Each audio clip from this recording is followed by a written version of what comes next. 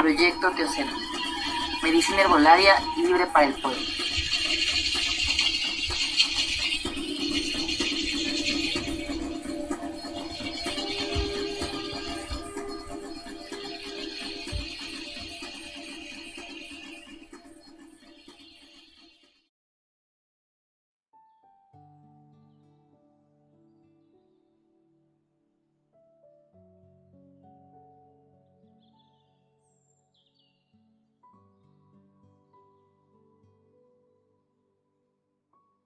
Bien, un buen día, buena tarde a todos y todas las personas, los compañeros y compañeras que están iniciando en este momento con nosotros este proceso de formación en el curso taller llamado Homeopatía por Sistemas.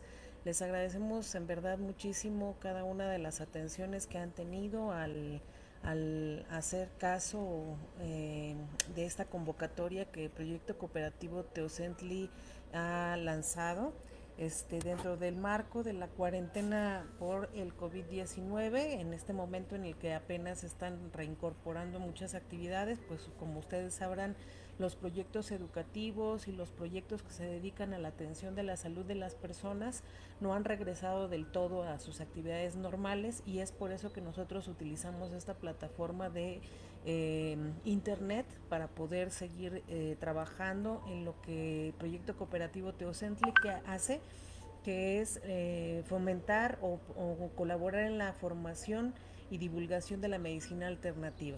Bueno, me presento, soy Isis Damayanti, yo soy de profesión socióloga y antropóloga social.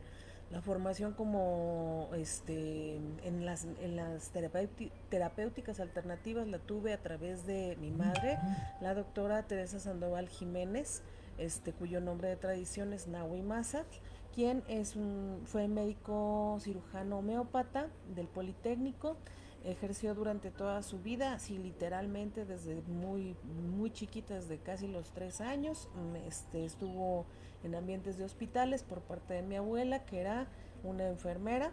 este, a través de digamos, de esa cadenita generacional es como yo quedo enterada e imbuida en todo esto de las terapéuticas alternativas, y a través de el hacer profesional como socióloga, antropóloga social en diferentes ámbitos, sobre todo en el ámbito rural o en las colonias populares, en los lugares en donde nuestra clase trabajadora, donde nuestro pueblo vive su cotidianidad, nosotros nos hemos dado cuenta de la importancia que tiene el rescate de este conocimiento ancestral para poder ponerlo al servicio de las personas. En este momento, por ejemplo, estamos viviendo un proceso en el cual muchas personas han contraído COVID. Algunas personas pues han perdido la vida, otras personas se van recuperando, están siendo dadas de alta, pero hemos encontrado que existe pues fuertes afectaciones que deja el mismo contagio por el virus del COVID-19. Y entonces vemos que cómo se van encareciendo cada vez más los tratamientos. Esto en este marco, pero en general en todas las situaciones que está viviendo el pueblo mexicano, pues vivimos un desmantelamiento progresivo del sector salud, falta de insumos para la atención efectiva de los mexicanos y de las mexicanas, del pueblo mexicano.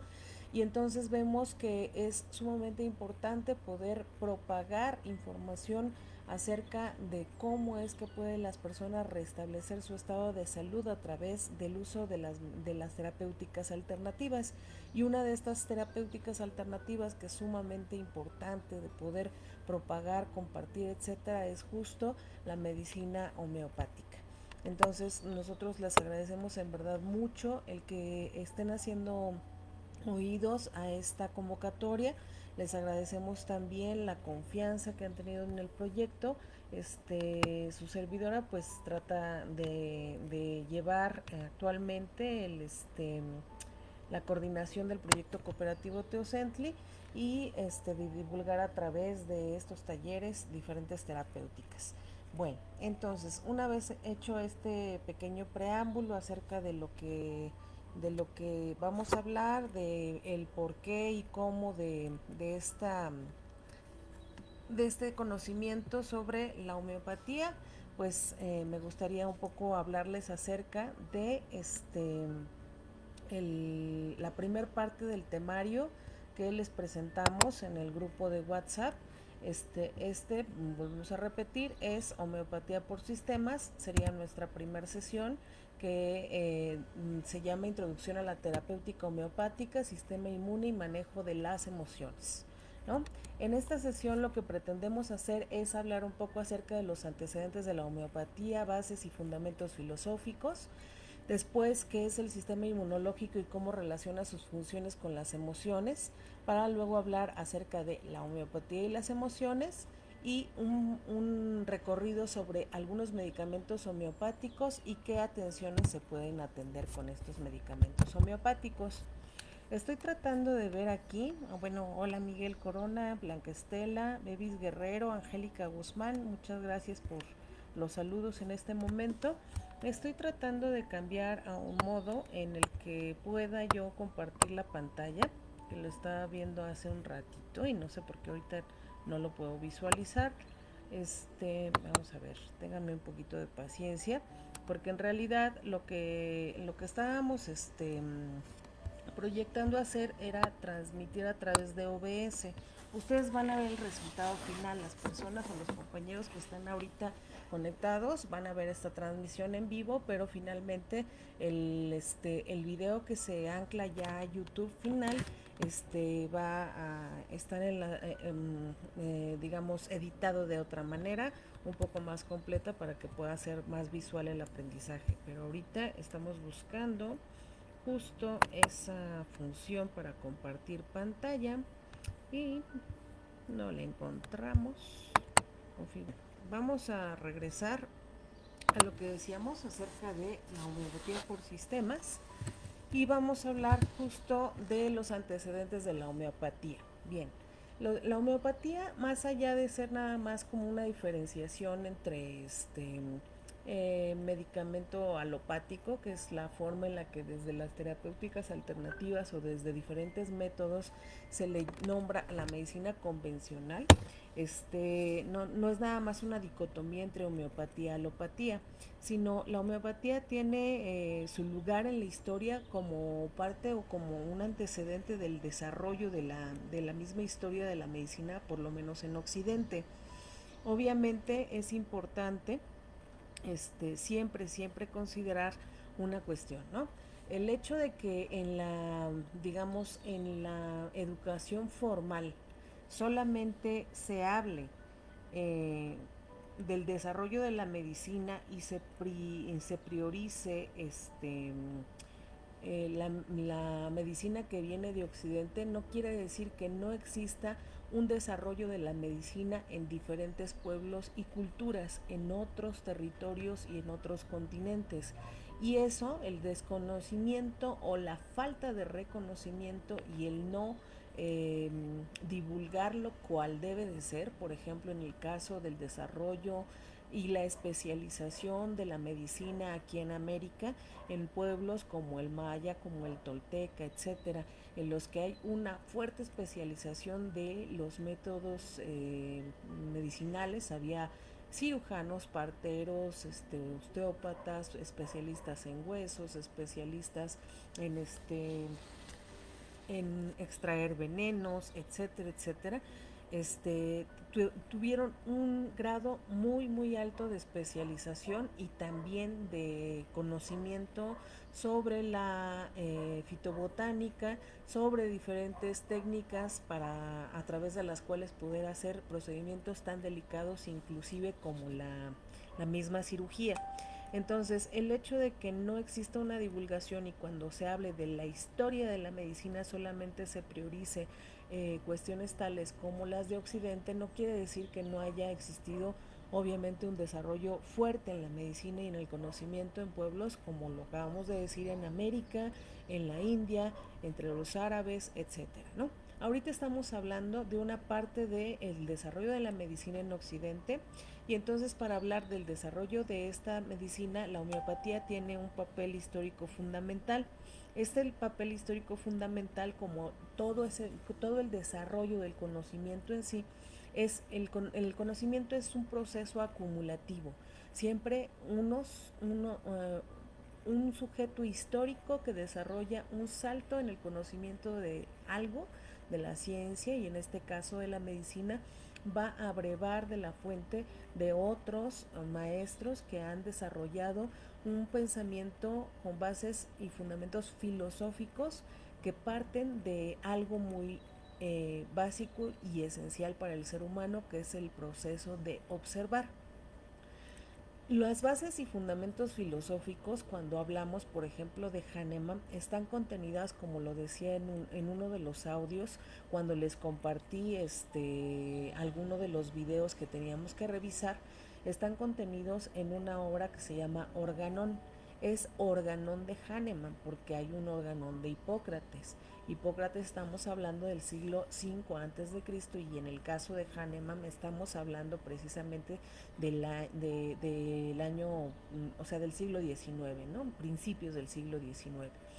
El organón, Hahnemann lo empieza a desarrollar en 1810, y del organón de Hahnemann también es conocido como el arte de curar, ¿no? Es donde se sientan las bases filosóficas de la homeopatía, y entonces a través de este método, bueno, a través de esta obra, Hahnemann empieza a sentar las bases para aprender el método de investigación científica que daría por resultado final el desarrollo y clasificación de los medicamentos homeopáticos, que ahora conocemos como repositorios homeopáticos o materias médicas homeopáticas, de las cuales vamos a hablar posteriormente. Por ejemplo, aquí en este momento yo tengo en mis manos un libro que es una materia médica homeopática, es la materia médica homeopática de la TUS, ¿sí? Esta materia médica homeopática tiene un contenido por orden alfabético de los diferentes medicamentos. Tiene desde la A hasta la Z, y en cada uno de ellos nosotros vamos a ver una serie de sintomatologías relativas a la psiquis de la persona, a la cuestión física, a la cuestión emocional, a la cronicidad de alguna enfermedad, etcétera, etcétera, ¿sí? Entonces, cuando nosotros estamos hablando de los antecedentes de la homeopatía y hablamos acerca del organón, que comenzó a escribir en 1810, y decimos que en empezó a sentar las bases de lo que sería el método de investigación científica y el antecedente del desarrollo y clasificación de los medicamentos homeopáticos, estamos hablando que es una obra que no solamente encierra formas en las cuales Hahnemann empezó a hacer una serie de dosificaciones, clasificaciones, observaciones de aplicación de ciertas sustancias en pacientes, sino estamos hablando también de cómo él va recuperando dos bases primordiales de la medicina, que es Hipócrates y Paracelso. A través de ello y a través de su práctica como terapéutica sobre los pacientes, él desarrolla 291 principios o preceptos que son importantes de estudiar para poder tener no solamente una noción más amplia de lo que es la homeopatía, sino también y sobre todo de lo que es la ética homeopática, ¿sí? Cuando nosotros planteamos para esta primera sesión hablar acerca de los principios terapéuticos de la homeopatía, nos vamos bueno, hacíamos alusión a una cosa, los métodos terapéuticos alopáticos y algunos otros métodos, aunque no sean alopáticos, pero sí actualmente englobados en los conceptos de alternativos, parten mucho de la lógica de dar algo contrario para poder atacar un proceso degenerativo, un proceso de enfermedad. En la lógica de la homeopatía hay un precepto que se llama similia similibus curentur. Esto quiere decir las enfermedades se curan con remedios semejantes. Esta es una ley máxima que Hahnemann toma de la ley de similitud, que a su vez va a tomar de los clásicos. Es decir, digamos, en la parte conceptual de la técnica homeopática, el principio de similitud es lo que nos va a permitir comprender la lógica de del método homeopático y el por qué el método homeopático va mucho más allá de lo que han afirmado desde la alopatía los especialistas, cuando dicen que en realidad lo único funcional de la homeopatía es un efecto placebo que infunde sobre los pacientes. Aquí, por ejemplo, nos decía Angélica Guzmán: yo superé el virus con microdosis y plata coloidal, refiriéndose al COVID, ¿no?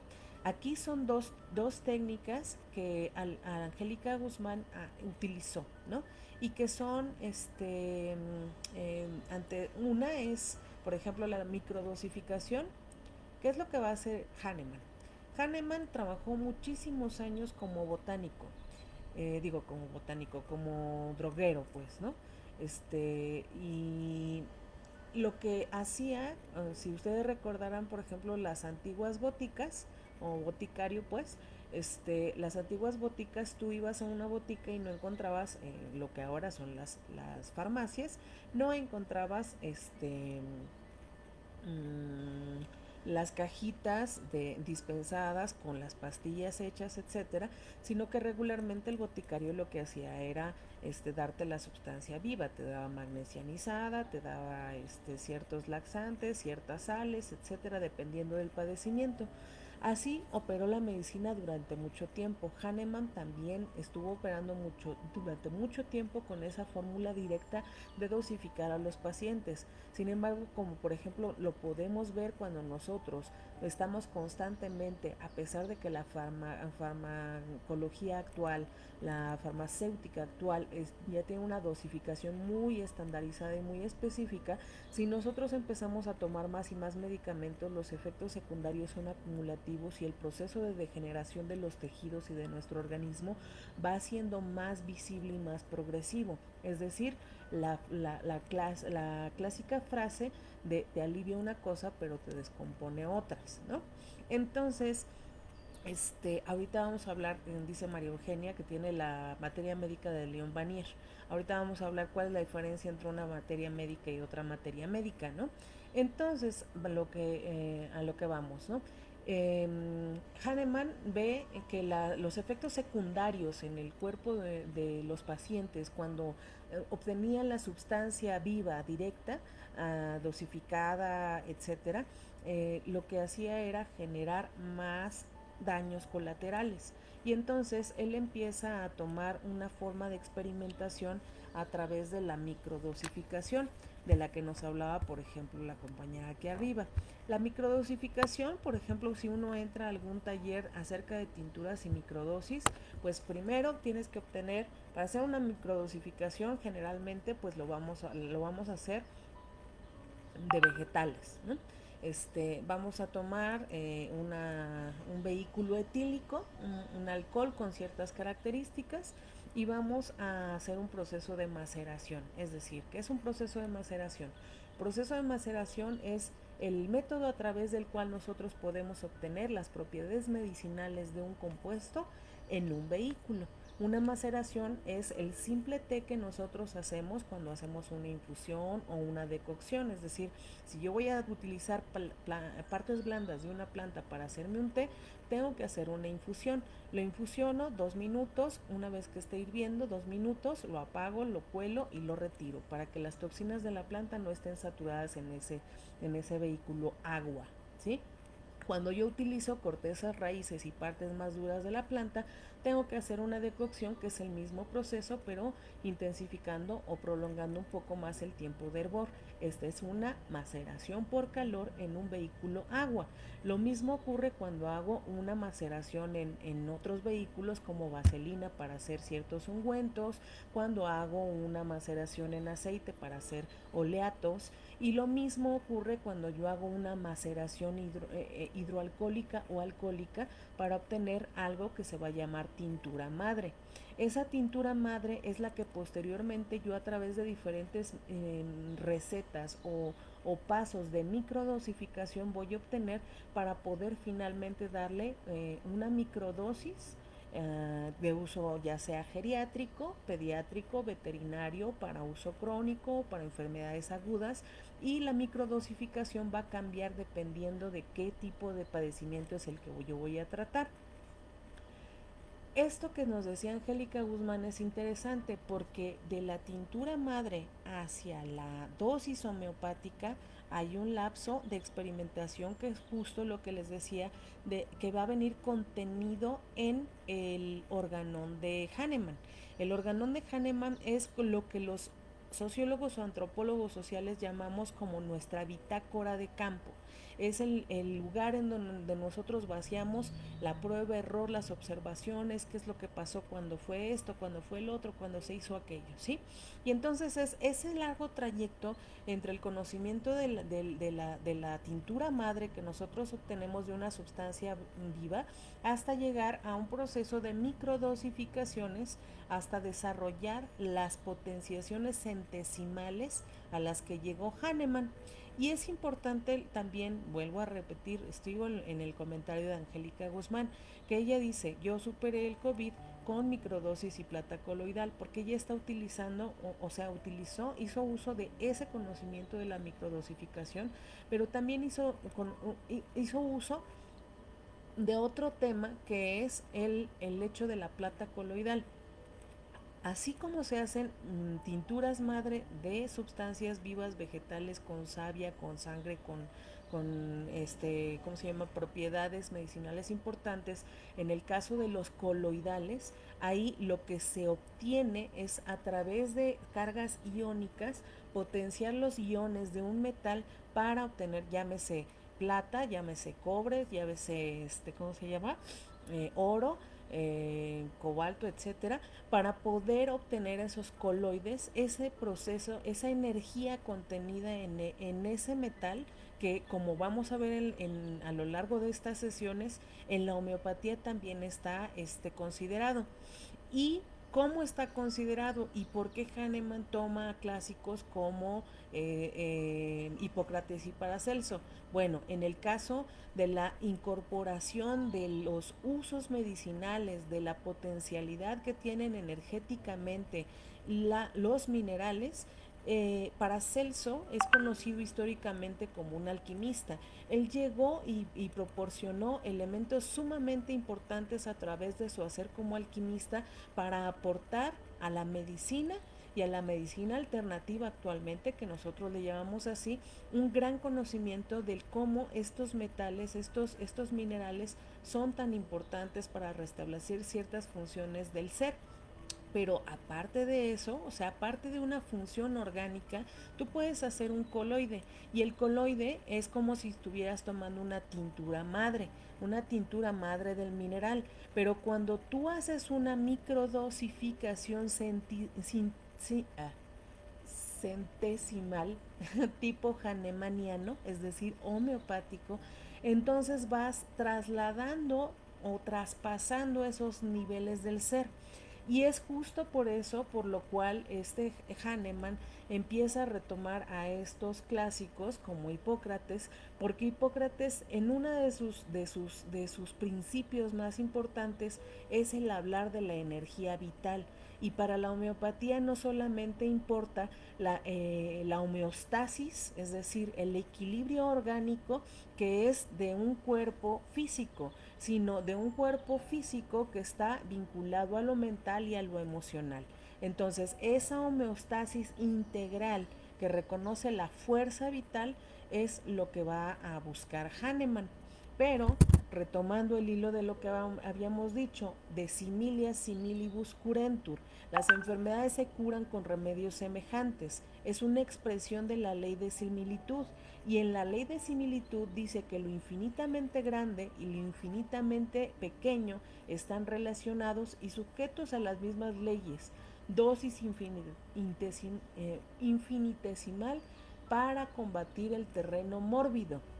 Entonces, aquí En esta sentencia, en este principio homeopático, es justo donde se encuentra el enclave para comprender cómo la medicina homeopática no es simplemente un efecto placebo. Cuando los médicos convencionales, la farmacopea convencional, los laboratorios que siguen este discurso de la medicina convencional, eh, estudian diferentes dosificaciones homeopáticas por arriba de la 12 centesimal Hahnemanniana, que ya vamos a hablar qué es eso posteriormente, estudian bajo laboratorio y encuentran que el medicamento homeopático por arriba de la 12 centesimal Hahnemanniana no es más que alcohol. Dicen que el efecto que tiene la homeopatía al estar constatando, clasificando, aplicando pruebas médicas sobre diferentes tipos de enfermedades y ver que si hay resultados, es resultado de un efecto placebo, cuando en realidad lo que ocurre con la medicina homeopática o hahnemanniana y las 12 centesimales es que deja después de la 12 centesimal hahnemanniana de encontrarse partículas vivas sólidas de lo que fue en un inicio. Es decir, si nosotros nos vamos a los chochos clásicos del Árnica montana, que es una planta por todos conocida, que es una planta muy utilizada en la medicina tradicional mexicana y que tiene diferentes potencialidades médicas, como es ayudar a la dilución de coágulos, ayudar a la regeneración, es un desinflamatorio por excelencia, etcétera, entre varios, pero digamos estos son los tres más destacados. El árnica, nosotros podemos hacer un medicamento homeopático, podemos comprarlo en un laboratorio homeopático, pero también podemos hacerlo, por lo menos hasta la 200 centesimal Hahnemanniana podemos hacer un medicamento homeopático. ¿Cómo? Hacemos una tintura de árnica montana y después empezamos a hacer a la cierta medida y ciertas reglas de primera centesimal, segunda centesimal, tercera centesimal, así hasta la 200 centesimal o más allá. Es lo que podemos hacer. Después de la 12 centesimal, si toman una muestra de las diluciones que nosotros estamos haciendo, ya no van a encontrar árnica, van a encontrar alcohol. Sin embargo, molecularmente y energéticamente, el árnica montana está guardando una potencialidad, y el hecho de que no tenga un rastro de una partícula viva que pueda ser medida y analizada en un laboratorio en el que se quiere encontrar un trazo químico, no quiere decir que deje de presentar el aspecto energético. Por eso dice, lo infinitamente grande, es decir, una partícula viva, concreta, con una molécula bien definida de una tintura madre de árnica montana, que es nuestro ejemplo que estamos tomando, y lo infinitamente pequeño, es decir, hasta la 200 o 1000 centesimal o 5000 centesimal hahnemanniana, un montón de diluciones están relacionados, sujetos a las mismas leyes, es decir, a la expresión de la ley de similitud de la que nos hablan los clásicos. Esto implica comprender la conservación de la individualidad del medicamento independiente de la modificación de su estado, es decir, pasar de lo material a lo energético. Por eso actualmente hay muchos congresos dentro de las sociedades homeopáticas que están relacionándose inclusive con físicos cuánticos, porque la física cuántica, ¿qué es la física cuántica? La física ha experimentado, al igual que lo que estamos hablando del desarrollo de la medicina, del conocimiento de la medicina, etcétera, está desarrollando un proceso constante de avance, de investigación, etcétera. La física se encarga de estudiar la composición del universo, y el universo está compuesto tanto de materia como de, ahora lo saben, de antimateria y finalmente de una energía. Entonces la física cuántica está enlazando su hacer a buscar cada vez partículas más pequeñas y descubrir no solamente partículas pequeñas, sino el comportamiento de estas partículas. Por eso a los físicos cuánticos sí les hace mucho sentido el principio de similitud y el principio a través del cual Hahnemann explica a través de los clásicos y a través del desarrollo de su propio hacer homeopático por qué funciona la medicina homeopática, ¿sí? Entonces, bueno, vamos a hablar acerca de qué es lo que toma Hipócrates qué toma Hahnemann de Hipócrates siendo con una antigüedad del 5 antes de Cristo. Estamos hablando que Hahnemann desarrolla el proceso, el conocimiento de la homeopatía en el siglo XIX. Y entonces estamos hablando que se va 19, 20, 21, 22, 23, 24 siglos atrás para tomar, para estudiar. No es que diga, sí me voy a Hipócrates. No, es que estudia cómo es que viene todo el conocimiento de manera progresiva. Y entonces de toda la complejidad filosófica de Hipócrates, lo que toma son las 3 leyes básicas para la recuperación de la salud de la que hablaba Hipócrates.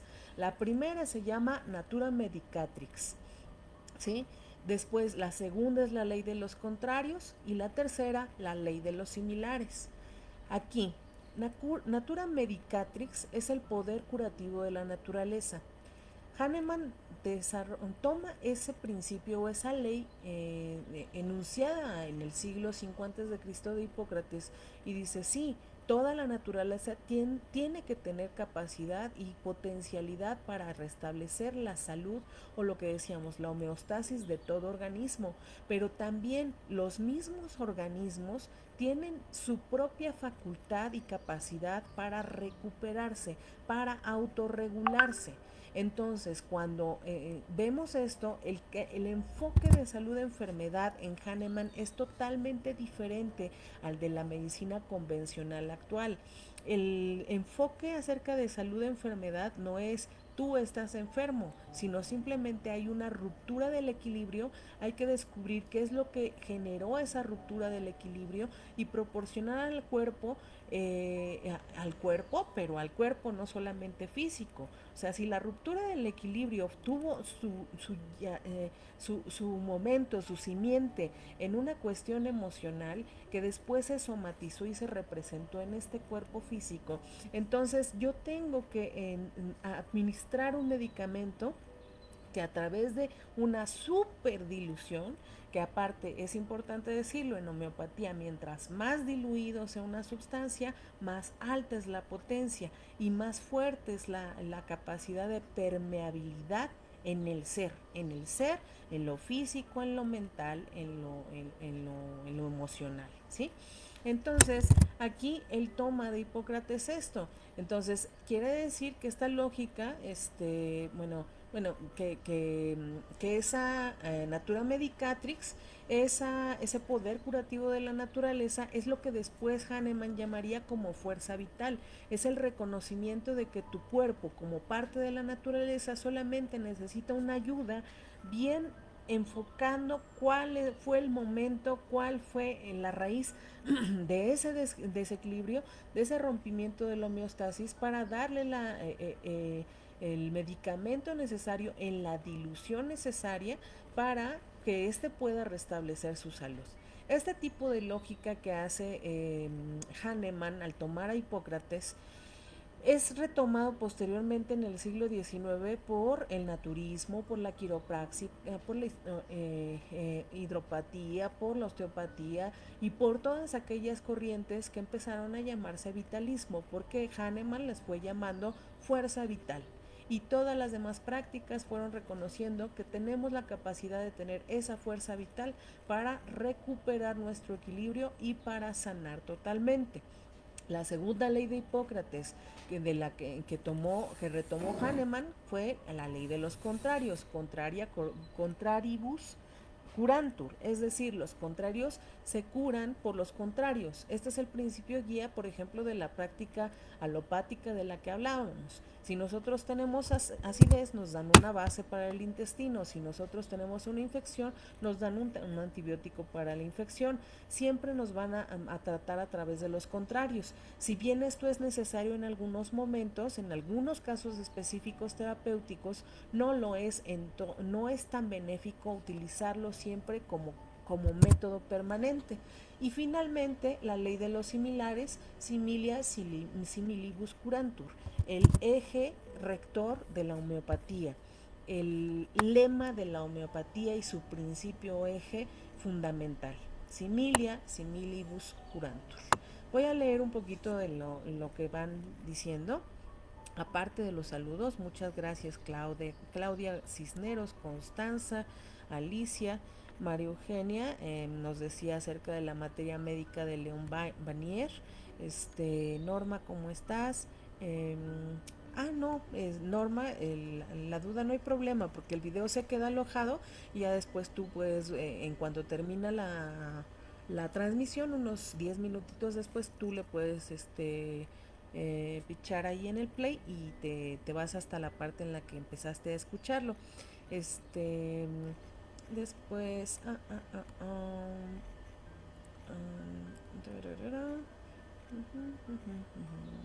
¿sí se escucha bien? ¿Todos los demás se escuchan bien?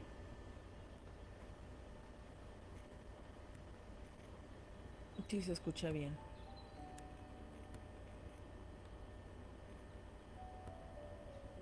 Bien.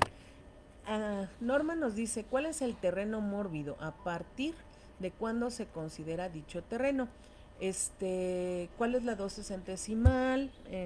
Sí, bueno, el terreno mórbido es todo un estudio que hace Hahnemann y lo vamos a ir viendo, pero está muy bien que me lo digas justo para tomar nota de en qué punto poner énfasis.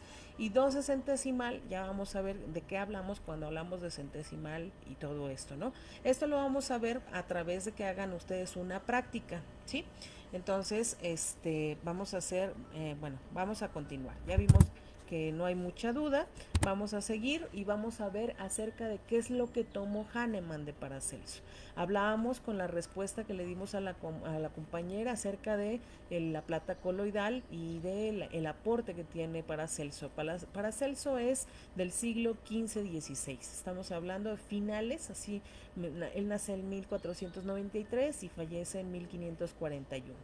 Este, Él fue un gran alquimista, como sabremos, las super especializaciones del conocimiento son más hacia este tiempo, ¿no? Más hacia estos siglos, pero antes las personas por lo general se formaban como químicos, como biólogos, como botánicos, como matemáticos, obviamente, como astrónomos, como astrólogos, como alquimistas, etcétera.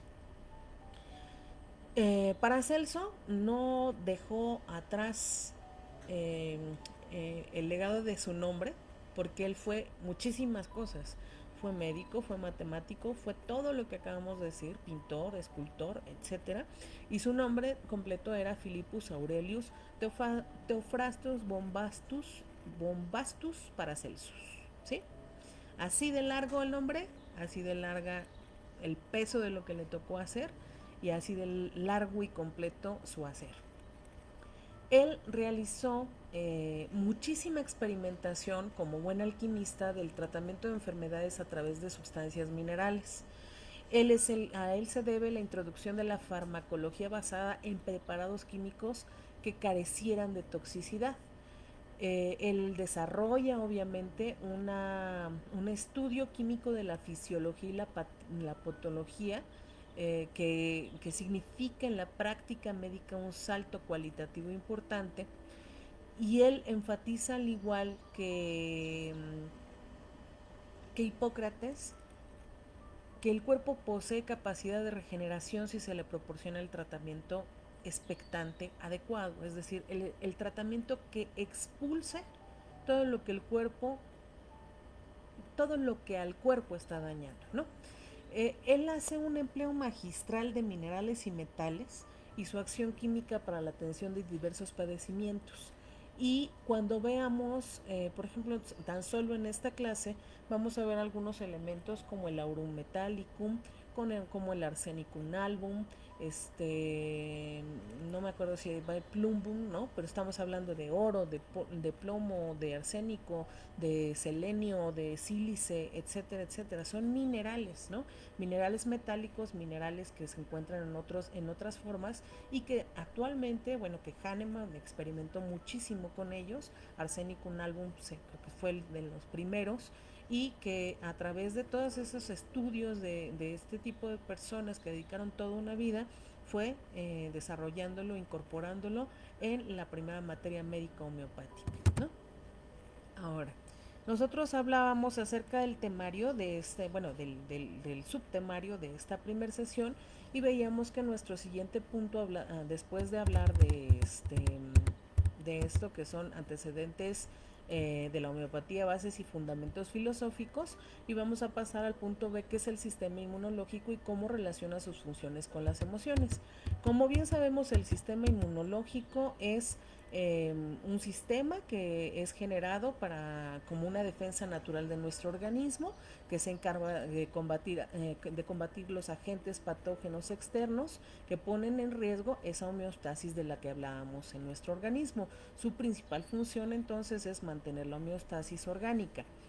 El sistema inmunológico no solamente depende de su buen funcionamiento en cuestiones tales como la nutrición, como el descanso, etcétera, sino, o sea, no basta con que una persona tenga una buena alimentación o que considere que una buena alimentación es comer 3 veces al día, si la alimentación es realmente raquítica, si hemos cambiado nuestros patrones de consumo cultural alimenticio, si hemos adquirido, incorporado en nuestra vida cotidiana otro tipo de alimentación, tipo fast food, es decir, comida rápida, estilo gringo. No importa si comemos las 3 veces y en nuestros horarios, si nuestra comida no está balanceada, si no es consciente. Pero aparte de eso, también el hecho vamos a lo del descanso. No es suficiente si nosotros dormimos nuestras 8 horas diarias, si estamos inundados de luz, si estamos inundados de sonido, si lo último que vemos es el celular cuando nos vamos, si tenemos la alarma que nos despierte, si tenemos el teléfono en vibrador y cualquier notificación que llega está alterando nuestro sistema nervioso central. No basta con la alimentación y no toda alimentación es buena, y no basta con el descanso y no todo descanso debería de ser considerado descanso. Tienen que ver en el desarrollo o en el óptimo funcionamiento de nuestro sistema inmunológico también los ambientes de los cuales nos rodeamos. Si nosotros vivimos en grandes ciudades donde existe la polución, es decir, la contaminación, donde hay agentes tóxicos como el plomo, agentes metales pesados en el ambiente que entran a nuestro organismo, va a haber una baja en el sistema inmunológico. Si nosotros estamos radiados permanentemente a través de ondas electromagnéticas, va cambiando también no solamente lo que los japoneses ya, un grupo de japoneses científicos ahorita que están con lo del debate de que el 5G y que si es y que si no es y tal, nosotros desde hace por lo menos 15 años estamos viviendo un bombardeo de la tecnología 4G. Esta tecnología, bueno, desde hace 15 años, 15, 17 años, un grupo de especialistas japoneses alertaron acerca de la pérdida progresiva de electromagnetismo en la Tierra. La pérdida de electromagnetismo progresivo en la Tierra, así sea 1 grado de electromagnetismo, va a desbalancear totalmente los organismos, no a los seres humanos, a los animales, a las aves, a los sonares interoceánicos, a todo absolutamente lo descompensa. Va generando y propiciando que la degeneración celular en los organismos sea propicio, y por eso estamos viviendo una propagación, por eso y por muchísimas otras cosas de las que ya enunciamos, de alimentación, de descanso, de contaminación, de alimentos transgénicos, de semillas modificadas, de calidad del agua, de tal, se suma el electromagnetismo o la pérdida de electromagnetismo de la Tierra, que hace más propicio la degeneración celular. Entonces, todos estos agentes inciden sobre el sistema inmunológico, pero también hay una cosa que incide, y que es la conexión que tiene el sistema inmunológico con el resto de nuestro sistema nervioso.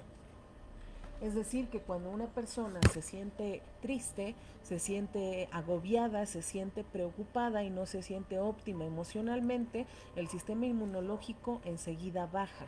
Si nosotros vemos estudios sobre risoterapia, sobre inclusive la misma homeopatía, sobre el uso de flores de Bach, sobre lo que ustedes quieran en plataformas científicas o de divulgación científica como Redalic, como Cielo, que es SCIELO, y otras plataformas de divulgación en, no sé, en materia de cáncer, de enfermedades crónicos como Alzheimer, Parkinson, reumatismo, tipos muy específicos de reumatismo que son realmente discapacitantes como la espondilosis anquilosante en columna vertebral, es decir, personas que están totalmente siendo minadas o sintiéndose minadas en sus capacidades, y vemos el uso de cualquier tipo de estas terapéuticas que lo que toma como prioridad es el manejo o el trabajo sobre las emociones, vamos a ver que un paciente cambió radicalmente y redujo por lo menos a la mitad sus medicamentos tras haber atendido las emociones de la persona. Que en pacientes que tienen problemas de cáncer y degeneración celular, procesos en los cuales la persona está con una expectativa de -2 meses, la vida puede prolongarse mucho más allá cuando se utilizan métodos que atienden directamente a las emociones. ¿Por qué?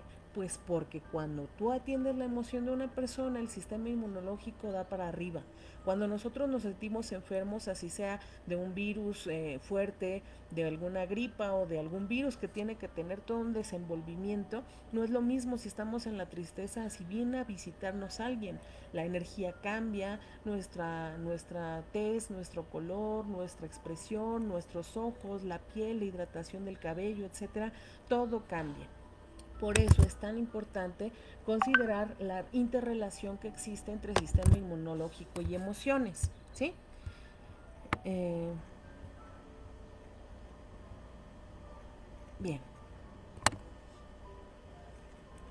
Algunos dicen que se escucha muy bajo y otros dicen que se escucha bien. Esperemos que en la edición quede muy bien, ¿sí? Entonces, bueno, ¿qué es lo que ocurre con la homeopatía y con las emociones? La homeopatía verá las afecciones emocionales como un componente o padecimiento de tipo crónico. Esto es importante. Es sumamente importante para comprender qué dosificaciones, ¿sí? Vuelvo a lo que decía Norma. ¿Qué es dosis centesimal hahnemanniana? Bueno, ahorita, antes de nuestra práctica es la que nos va a permitir entender esto de las dosificaciones. Pero así como cuando nada más nos explican por encimita, vamos a decir que así generalmente, sexta centesimal, 12 centesimal y 30 centesimal son en homeopatía dosis bajas, ¿sí? De 30 centesimal casi siempre se botan hasta 200 centesimal, 1000 centesimal, 5000 centesimal. Es una regla muy rajatabla, es nada más para que comprendamos. Sexta centesimal, 12 centesimal, 30 centesimal son dosis bajas. Dosis altas son 200 centesimal, 5000, 1000 centesimal, 5000 centesimal, ¿sí? En homeopatía, por ejemplo, regresando al mismo caso del árnica, ¿va? Si nosotros vamos al caso del árnica, vamos a ver que un homeópata, por ejemplo, yo voy a mandar unos chochitos de árnica. Si la persona se acaba de caer y tiene el chipote y todo eso, así el moretón y todo, yo le voy a mandar glóbulos de árnica montana a la sexta centesimal hahnemanniana, 5 chochitos cada 2 horas el primer día, ¿sí? Que es el momento de impregnación, se llama, ¿no? Después, para que se termine esos chochitos, le voy a mandar 5 chochitos cada 4 horas, porque en ese primer día lo que va a hacer es ayudar a que, ¿cómo se llama? Todo el moretón, etcétera, sigue el cauce de la sangre, que el chichoncito se desinflame, etcétera, y todo lo demás es de sostenimiento, ¿no? El árnica ya dijimos que desinflama, pero también es un anticoagulante, entonces al no coagular va a ayudar que esos moretones se diluya la sangre, regrese a sus vasos, ¿cómo se llama? Sanguíneos, y de ahí al torrente, y que desinflame y que todo lo demás que se vaya tomando no tenga ningún problema. Entonces, se acaba de caer, le doy árnica montana a la sexta centesimal hahnemanniana, ¿sí? Después, si la persona se cayó, pero ni se puso hielo, ni se cuidó y ya tiene, no le ha desinflamado nada, ya pasó una semana, yo le voy a mandar árnica montana a la 12 centesimal hahnemanniana.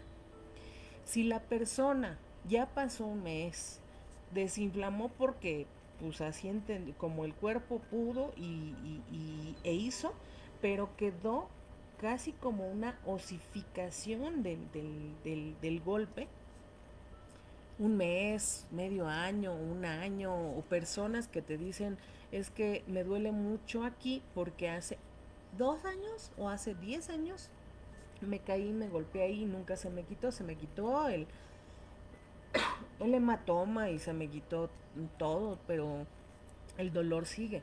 Entonces se le da 30 centesimal hahnemanniana. Y entonces esto nos lleva a la clasificación fundamental de las enfermedades. Hay enfermedades agudas y hay enfermedades crónicas, ¿sí? Las enfermedades agudas son, por ejemplo, cuando te caes, te lastimas, tienes un chichón, es una cuestión aguda. Pero cuando tú te caíste, desapareció el chichón, esto, el otro, quedó una hendidura o una protuberancia y sigue siendo dolorosa, se convirtió en un proceso crónico, hablando específicamente de esto. Entonces, si ustedes ven, las dosis bajas en homeopatía se utilizan para cuestiones agudas, ¿sí? Por ejemplo, si alguien tiene gripe, le voy a mandar Allium cepa y Allium sativa, ¿no? Es decir, ajo y cebolla. ¿A qué dosis se la voy a enviar? Pues se la voy a enviar, es un cuadro en este momento, se la voy a enviar a la sexta y a la 12, o combinado y combinado, puedo combinarlo, ¿sí? Es decir, por ejemplo, ponerle Allium sativa a la sexta centesimal con Allium cepa a la 12 centesimal, ¿sí?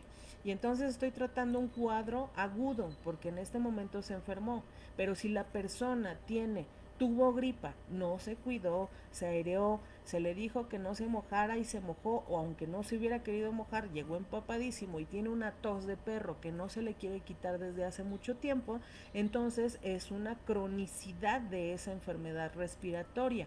Entonces yo le voy a mandar una dosis más alta, que sería 30 centesimal hahnemanniana, ¿sí? Entonces, estas dosis bajas, sexta, 12, 30, son físicas totalmente, son dosis bajas. Y las dosis altas, 200, 1000, 5000, etcétera, son dosis altas y tienen que ver con las emociones, tienen que ver con la psiquis y las emociones.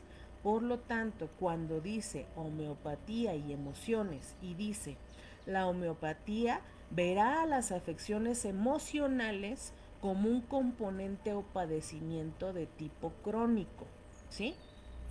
Al contrario del método alopático, en la homeopatía una afección crónica debe atenderse con medicamentos cada vez más diluidos. Es decir, si yo, por ejemplo, soy una persona con diabetes, me dan una cantidad me diagnostican diabetes, ¿sí? Ya de por sí es un padecimiento crónico y me van a dar una cierta cantidad de unidades de insulina al día. Como la insulina no va a solucionar el problema, o sea, el problema, ¿qué es lo que nuestro organismo produce la insulina? El páncreas, ¿no? ¿Y cuál es la función de la insulina? Regular y transformar, ayudar a que la glucosa que entra a nuestro organismo sea transportada hacia las células y se convierta en energía, ¿sí? Y no haya una acumulación del azúcar, exceso de azúcar o de glucosa en la sangre, ¿va?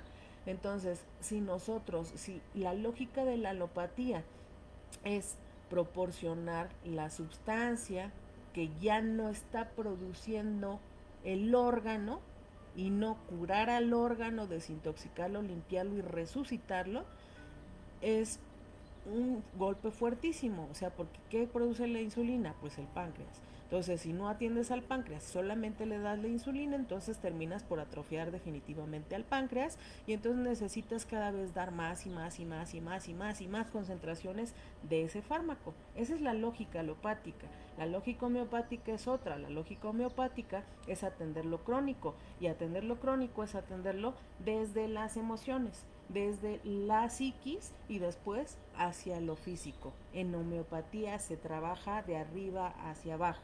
Cuando se está experimentando para ver si un medicamento le sienta a una persona, se experimenta con dosis sexta y dosis centesimal. Una vez que vemos el resultado, se ponen dosis altas y se empieza de arriba hacia abajo, de dentro hacia afuera.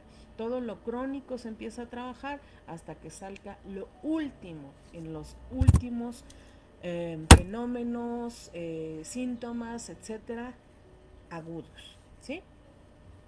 En homeopatía, a mayor dilución, mayor potencia. Es decir, en la lógica de la alopatía, más es más. Es decir, un paracetamol de 200 o uno de 300 o uno de 500. No, pues mejor deme el de 500, ¿no? En homeopatía es al revés, más concentrado o más diluido. Más diluido es mayor potencia y mayor nivel de permeabilidad, de impregnación, de integralidad en el ser humano, ¿sí? Las afecciones emocionales están compuestas multidimensionalmente, es decir, es sensorial, afectiva y cognitiva. Todo ello en conjunto, un estado mórbido de esas tres, generan dolor y deterioro somático, es decir, corporal. Vamos a hablar un poco acerca de las dosificaciones y nomenclaturas homeopáticas, ¿sí? La homeopatía abreva del reino mineral, animal, vegetal, ¿sí? Ya lo dijimos en un inicio. Podemos hacer homeopatía. A ver, dice Ale. Hola, a mí me amaneció doliendo un ojo, el rabillo que me pongo no me pasó nada. ¿El rabillo? Ahorita nos escribes mejor como más detalladito para que entendamos. Pero bueno, vamos aquí. Las nomenclaturas, ¿no? Decíamos en un inicio que nosotros podemos hacer que tal homeopatía, o sea, hablando de las diluciones, por ejemplo, nosotros podemos pedir en una farmacia homeopática, regresamos al árnica, árnica en tintura, tintura madre de árnica. Y de ahí nosotros podríamos también hacer todas las diluciones sexta, 12, 30, etcétera, ¿sí? ¿Cómo le haríamos con un metal? ¿Cómo haríamos una dosis madre de un metal? Porque un método son los coloides, pero el método en homeopatía para sacar una tintura madre de un metal como cuprum metallicum, cobre, aurum metallicum, oro, argentum nitricum, plata, etcétera, no se puede hacer de la misma forma. ¿Y cómo haríamos para sacar una tintura madre de un animal? ¿No? Es ahí donde nosotros tenemos que muchas veces acceder a los medicamentos homeopáticos directamente de los laboratorios. No porque no se pueda, sino porque los métodos son realmente muy especializados. Entonces, la homeopatía breva del reino mineral, animal, vegetal. Un ejemplo del reino animal, el laquesis, que es veneno de la serpiente laquesis. Otro ejemplo, la taréntula, que es veneno de tarántula. Otro es rana bufo alvaris, que es el que conocen como el sapito, la secreción que saca esta especie de renacuajo de la Amazonía, y que actualmente utilizan en un montón de ceremonias, poniendo al pobre animal al borde de la extinción, etcétera, para hacer su farmacopea. La característica básica de la homeopatía es la dilución de la materia prima original, lo que decimos desde el inicio. Las diluciones homeopáticas pueden ser decimales, hasta ahorita nada más habíamos estado hablando de las centesimales. ¿Por qué? Porque Hahnemann desarrolla y trabaja todo su marco conceptual, metodológico, su organón, su materia médica sobre la base centesimal. Pero de ahí hay un desarrollo diferente y hay actualmente dosis a la decimal y a la centesimal. Cuando nosotros encontremos, por ejemplo, que dice árnica montana 6X o 6D, quiere decir sexta decimal. sexta decimal, 6x sexta decimal, 6D sexta decimal. Cuando encontremos un medicamento que diga 6CH, quiere decir sexta centesimal. La H se suma porque es hahnemanniana, porque reconoce a su padre, pues, ¿no? Es todas las centesimales siempre van a llevar H, sexta centesimal hahnemanniana, es decir, la fórmula original con la que Hahnemann, así tal cual dejó escrito cómo se hace la dilución, cómo se hace la sucusión y la potenciación del medicamento homeopático, es por eso que dice CH, centesimal hahnemanniana. Esa es la nomenclatura que se encuentra. Hahnemann trabajó originalmente sobre todas las diluciones centesimales, por lo cual las diluciones homeopáticas centesimales siempre se les añade en el etiquetado farmacéutico la letra H. Es decir, árnica montana 6CH le hace árnica montana sexta centesimal hahnemanniana, ¿sí? Porque luego nos hacemos bolas y pensamos, y la gente piensa que dice 6 chochitos, o sea, me tomo 6 chochitos al día. Entonces no, es la potencia que tiene ese medicamento, ¿sí? Viene una parte que es todo lo que decíamos. Tenemos que ver un conjunto de, de medicamentos que vienen listados en un inicio, que son un total de 23 o 24 medicamentos. Pero me gustaría que nos fuéramos sobre la explicación en la práctica que vamos a hacer para comprender esto de las diluciones. Y después hablemos de unos 4 medicamentos. De todas maneras, en el cuadernillo ustedes van a tener la guía de para qué se utilizan, ¿sí? Entonces, vamos a irnos hacia alguna especie que podamos conseguir, una especie vegetal, ¿sí? Vamos a ir, a ver,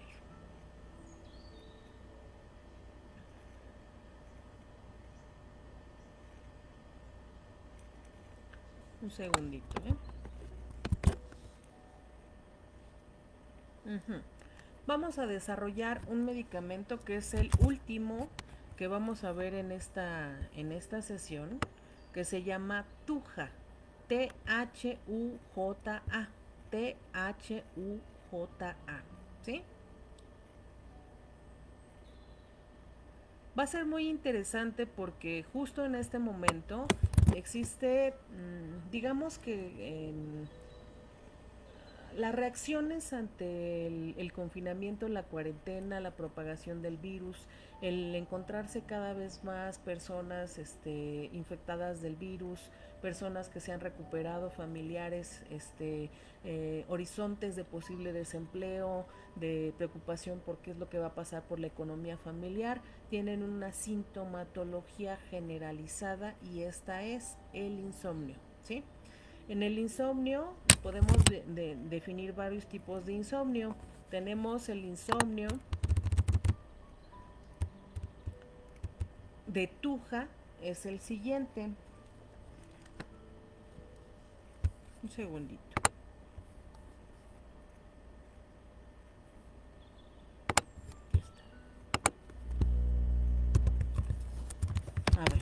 A ver si ustedes, mientras yo les voy diciendo, identifican a alguien. Bien, Thuja, árbol de la vida o conocido como cedro blanco. Por eso es que estoy indicando también el Thuja, porque es una forma en la que nosotros vamos a hacer un medicamento homeopático. Ojo, es emocional, es toda una chamba, muy, muy grande, muy fuerte, por lo que ya van a ver. En la siguiente clase nosotros vamos a tener que tener una tintura madre. Bueno, una tintura madre generalmente lo mínimo que debe de reposar son 2 meses, ¿sí? Pero en este momento, para efectos prácticos de la práctica nada más, para saber cómo se hace la dosificación, nosotros vamos a dejarla serenar una semana, ¿sí? Cedro blanco, ahorita les comparto la foto y verán que es muy fácil encontrarlo, ¿sí? Síntomas y actitud del paciente de Thuja, ¿sí? Los Thuja o Tuya son personas sigilosas y engañosas. Se dejan llevar por los sentimientos de culpa, son farsantes, tienen aspecto dulce, pero pueden llegar a ser nefastos. Su naturaleza verdadera pertenece escondida para no levantar sospechas. Son irritables, celosos, violentos. A veces da la impresión de que son crueles de manera adrede con los seres que quieren. Necesitan la aceptación de los demás, pero no se sienten dignos de amor.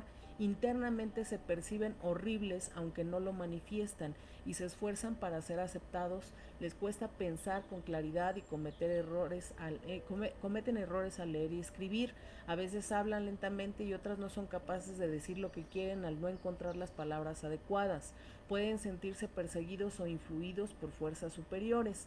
Físicamente suelen ser pálidos, de tez amarillenta, usualmente tienen verrugas y lunares para el cuerpo, dolores de cabeza, problemas reumáticos y de piel empeoran con la humedad. Es interesante esto porque digo, o sea, cuando ustedes vayan viendo la homeopatía no quiere decir, y eso es bien importante porque no puede uno decirle a la persona que estás tratando, a ver, te voy a leer cómo es este medicamento para que me digas qué es. Pues obviamente no, y obviamente te va a poner una barrera y ya no te va a permitir que tengas un análisis más allá de su persona porque estás criticándolo, ¿no? Eso se hace a través del proceso de la diagnosis y todo, que de esa manera muy delicadita lo tratamos en el otro curso que es Fundamentos y Bases de la Homeopatía. En el hablamos de un montón de aspectos para el diagnóstico, ¿no? La diagnosis. Bueno, pero eso es como tuja, o sea, toda la clasificación de todo un tuja, ¿no? Después, en síntesis, también se puede enviar, aunque la persona no cumpla con todo ese cuadro psíquico y emocional, puedes utilizarse para sentimientos de culpa, que pueden ser muy intensos, falta de ánimo y debilidad, sensibilidad emocional, autoestima baja, ideaciones paranoides, sobre, por ejemplo, cuestiones de alguien está a su lado, lo vigila, etcétera, ¿no? Sensación extraña y alucinatoria de tener algo vivo dentro, esa es otra muy extrema, e insomnio persistente. Es decir, se puede utilizar para cualquiera de estas, no es necesario para todas, pero sí tiene que checar por lo menos 3, 4 síntomas de ello para saber si es el medicamento adecuado. Lo interesante es que mientras, o sea, estamos enfocándonos en el tuja, en la cuestión emocional, ¿sí? Pero si nosotros vamos a nuestra materia médica homeopática, por ejemplo, la compañera la que tiene la de venir, vamos a encontrar muchísimas más cosas, ¿no? Porque todo va a depender del grado que nosotros vamos a tratar.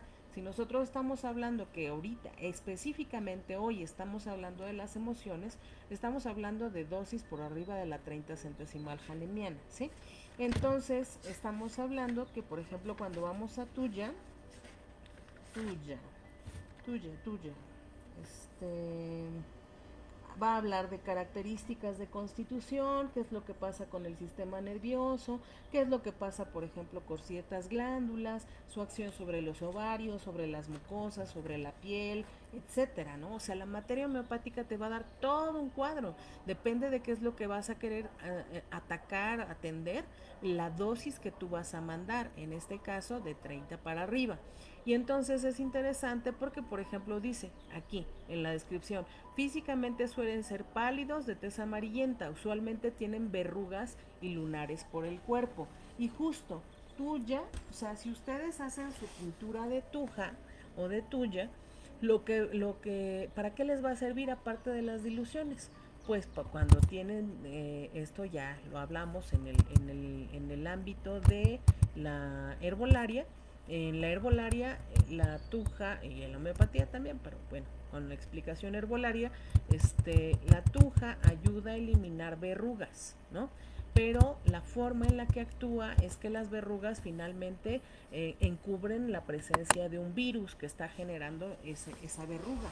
Entonces, cuando nosotros ponemos toquecitos directos de de tintura madre de tuja, entonces estamos ayudando no solamente a secar esa verruga, sino a eliminar el virus internamente. Y si lo aplicamos, si checa con algo emocional, que sea una persona muy, muy colérica, que esté generando también ese estado de anidar un virus que se está presentando en esta forma, pues entonces va ayudando también internamente, ¿no? Las emociones. A ver, voy a leer, ¿va? Dice, a ver, dice Norma. Si prepara una árnica homeopatizada, se le agrega conservador en caso de agregarle cuál es recomendado. Y dicho conservador en caso de ser usado altera las propiedades del remedio, no. Porque por eso nos vamos por partes. Primero van a hacer su tintura y después vamos a hacer la práctica de las diluciones. Y entonces en la homeopatía no se utiliza nada diluido, ¿sí? O sea, en la homeopatía no es como la microdosis. La microdosis va a llevar cierta agua cierta parte de agua, cierta parte de alcohol y cierta parte de tintura. En las diluciones homeopáticas solamente lleva la gota de tintura y el resto de alcohol. Por eso no necesita ningún conservador y lo vamos a ver la siguiente. Después, Sonny Valadez dice, Tuja es un padecimiento, es un medicamento o las características de un tipo de personalidad. Son las tres al mismo tiempo. Tuja es el nombre científico que tiene el cedro blanco, que ahorita les paso la foto para que vean que es muy común y que todos lo vamos a encontrar en donde sea que estemos, ¿sí? Ah, por lo menos aquí en México, ¿no? Las compañeras que están en Francia, no sé si la encuentren allá, ojalá y sí. Tuja es el nombre científico de una especie vegetal que es un tipo de cedro, pero a la vez el estudio que han hecho en la homeopatía corresponde a una característica psíquica que pueden presentar una o varias personas. Y esa característica psíquica también va relacionada con ciertos padecimientos orgánicos. Por eso dice, por ejemplo, en las materias médicas homeopáticas puedes encontrar que dice, el paciente de Tuja suele pensar en esto, esto y esto. Suele temer tal cosa. Es una persona que no tiene buenas digestiones. El paciente de Tuja tal, tal, tal. Pero no es que sea el paciente eso, sino que Tuja es el remedio. Y el remedio en homeopatía puede ser una especie vegetal, una especie animal o algún mineral. ¿Sí? Y entonces dice Norma, si me permites agregar cómo se escribe, es Thuja, como lo escribió aquí arribita de ti, esta Sonny Valadez, ¿sí?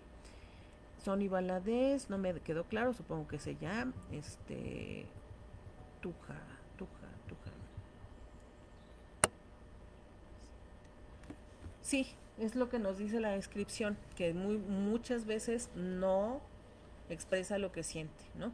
Todo eso se va sacando del proceso de diagnosis homeopática, ¿no?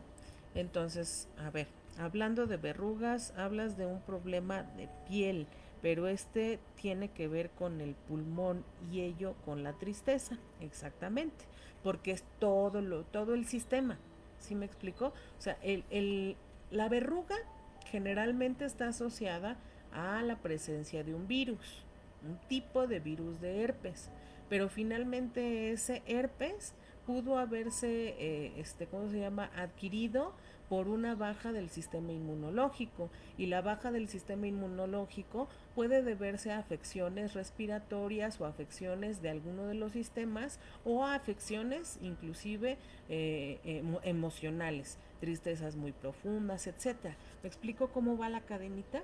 Cómo va la cadenita y entonces justo cómo llegaron a esa definición de este medicamento o de esa naturaleza de interrelaciones psíquicas, emocionales y físicas a través de la prueba error, prueba error, prueba error, uno y otro y otro y otro y otro y otro y otro y otro pacientes repitiendo la misma fórmula una y otra y otra y otra vez.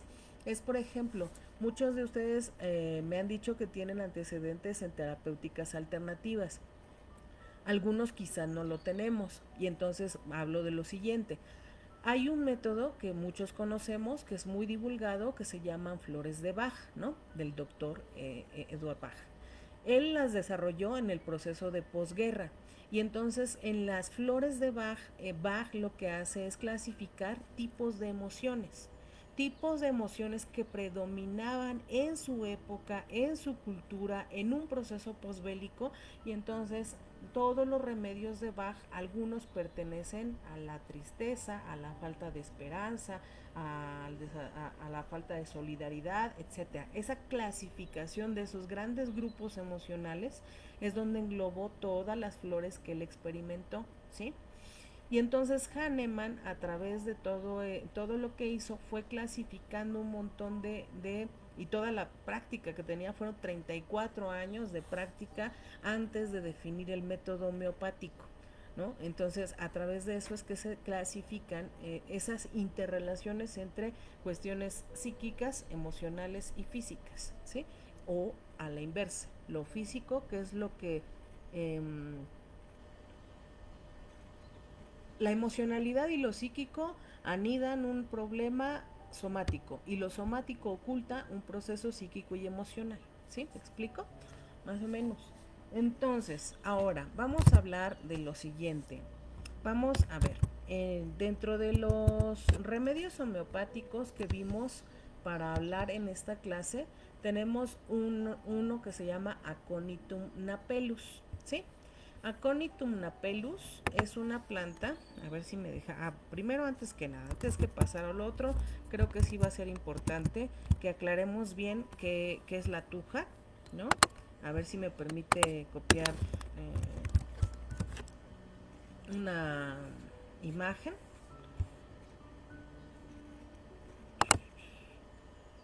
Van a ver que es un cedro muy común, ¿no?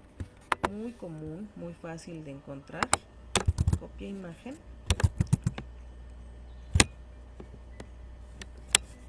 A ver, lo voy a pegar en el grupo.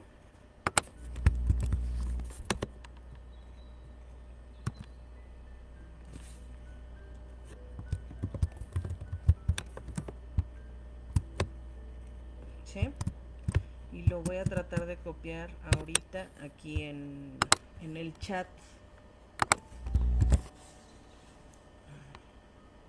En el chat no nos permite, pero en el grupo sí, lo tienen en su WhatsApp ahorita, ¿no? Ese es cedro blanco, es conocido como tuja.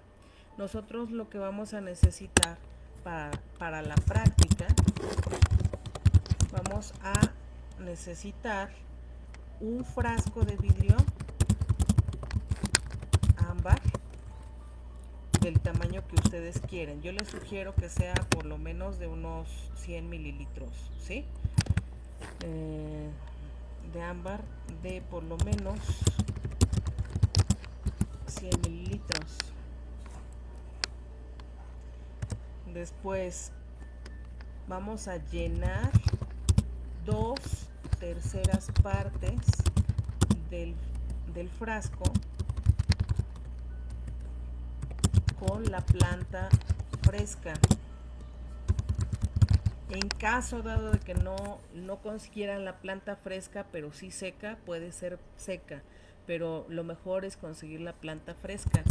Y vamos a rellenar con alcohol, cualquier tipo de alcohol comestible de más de 60 grados etílicos. Se los digo así porque en este momento, con todo el acaparamiento que tienen de los materiales, no solamente está siendo costoso comprar el alcohol rojo del 96, porque no se puede utilizar el alcohol azul del 96 porque tiene un grado de metanol, ¿sí? Entonces el metanol es tóxico. Tiene que ser alcohol rojo de 96 grados, pero la cuestión es que como no está garantizado que en todas partes encontremos, sí podemos encontrar algún tipo de bebida alcohólica, ya sea, no sé, whisky, etcétera, etcétera, que nos pueda servir en este momento para hacer nuestra tintura. Lucía Martínez, ¿nos podría especificar qué es un medicamento policresto? Sí, ahorita, espérame tantito. Y entonces vamos a rellenar con alcohol comestible de más de 60 grados etílicos y vamos a tapar con corcho, con tapa o en su defecto bolsa y liga, ¿sí? Vamos a etiquetar con nombre de planta, si fue fresca o seca, nombre de quien elaboró y fecha. También es importante decirles una cosa que tal vez los que ya sepan hacer tinturas ya saben perfectamente bien, ¿no? La forma de hacer una tintura adecuadamente tiene mucho que ver con las lunaciones. La fórmula ideal es hacerla de cuarto creciente a luna llena, tener uno sus propias plantas, etcétera, etcétera. Pero vuelvo a repetir, es importante que nosotros no dejemos pasar más tiempo y que vayamos haciendo la práctica para saber cómo se hacen las diluciones homeopáticas, para por lo menos en todo lo referente a las especies vegetales que puedan estar a nuestra mano, no dependamos de los laboratorios homeopáticos, no en todos los casos. Entonces, y también no solamente por eso, sino porque haciéndolo es como vamos a comprender el porqué y el grado de todo lo que explicamos en teoría, de por qué, que si es material, que si es inmaterial, que si es energético, que si es cuántico, que si tiene un contacto con tal, ¿no? Todo eso tiene que ver. Entonces, tienen que hacerlo. Si eres alérgica al alcohol, hay toda una metodología que se debe ¿cómo se llama?, de seguir. En los laboratorios homeopáticos hay homeopatía especializada para las personas que son alérgicas al alcohol y entonces los medicamentos se piden en trituración. La trituración te la hacen especializadísima, o sea, por ejemplo, en tu caso, cuando tú tienes que ir y pedir y decir que eres alérgica al alcohol, y entonces ellos te tienen que preparar todo en trituración. Hacen en comprimidos de lactosa, hacen toda la impregnación en alcohol y tienen que ver con sus medidores de humedad, de sus campanas de luz, bla, todo el proceso te lo hacen para que no tengas ningún problema y puedas consumir homeopatía, pero sí tendrías que verlo en laboratorios homeopáticos, aunque eso no quiere decir que entonces la homeopatía no la puedas consumir, sino que tiene que ser una preparación más especializada y sí tendría que ser con laboratorios homeopáticos, pero sí hay alternativas, ¿va? Entonces, volvemos a la tintura. Entonces tenemos la práctica: un frasco de vidrio ámbar de por lo menos 100 mililitros, llenar 2/3 partes del frasco con la planta fresca, rellenar con alcohol comestible de más de 60 grados etílicos, tapar con corcho, tapa o en su defecto bolsa y liga, etiquetar con nombre de planta, si fue fresca o seca, nombre de quien elaboró y fecha, ¿sí? Este frasco preferentemente tiene que ir enterrado. Si no tienen patio, si no tienen posibilidad de ponerlo en alguna cubetita con tierra, etcétera, por lo menos en un espacio que no le dé la luz, que esté fresco y que esté seco, ¿sí? Lo vamos a dejar ahí a la oscuridad toda la semana y los demás materiales es conseguir, vamos a hacer hasta la sexta centesimal genemiana, 6 frascos goteros. Si quieren conseguir de 10 mililitros, chiquititos, etcétera, no importa. 6 frascos goteros, un gotero dosificador, es decir, con el que le hacemos cuántas gotitas va a llevar, y alcohol etílico de 96 grados, etiquetas y ya. ¿Sí? Ese va a ser nuestro material para la siguiente, es decir, tenemos que salir, tenemos que identificar esa tuja, buscar el arbolito, comprar nuestro frasquito, así sea un frasquito chiquito que hagamos de tintura madre, lo que importa es que hagamos la práctica en este momento y que lo tengamos para la siguiente clase con nuestros 6 frasquitos que vamos a hacer de la primera a la sexta centesimal, ¿va? Eso es lo que vamos a hacer como práctica y ahora sí, si tienen alguna duda, a ver, me espero. Dice, a ver, Uranita dice, tengo una duda, ¿esta tintura con alcohol rojo o alcohol comestible se le puede aplicar a alguien que fue alcohólico? Sí, es bien interesante como mira, por ejemplo, en flores de Bach, hay una de las flores de Bach que solamente es agua de manantial o se llama water rock, ¿no? Es, agua de roca. En el caso de las personas con alcoholismo, sí se puede hacer, se hace con comprimidos homeopáticos, que igual que lo que nos decía nuestra compañera que es alérgica al alcohol, se dejan, o sea, primero se saturan, después se dejan volatilizar el resto del el etílico y lo toma. Y entonces se mandan dos medicamentos, uno que es para descongestionar vías biliares, hígado, páncreas, vesículas, que eso lo vamos a ver en creo que es la tercer clase o algo así, ese sistema, pero aparte se le manda etílicum, o sea, es decir, es una vacuna del problema que tiene la persona, ¿no? Y entonces dice, no. Lucía Martínez, para nada. La homeopatía toda se trabaja en frascos de plástico. Y es bien interesante y bien bueno que me recuerdes este tema. ¿Por qué? Porque nosotros vimos uno de los videos, el primerito que vimos es acerca de cómo se comporta el agua, y la mayoría conocemos los trabajos de Masaru Emoto, y la mayoría conocemos que el comportamiento del agua es que el agua tiene memoria, el agua se replica, el agua tiene la capacidad de copiar y de llevar información hacia las células, es una carga electromagnética constante.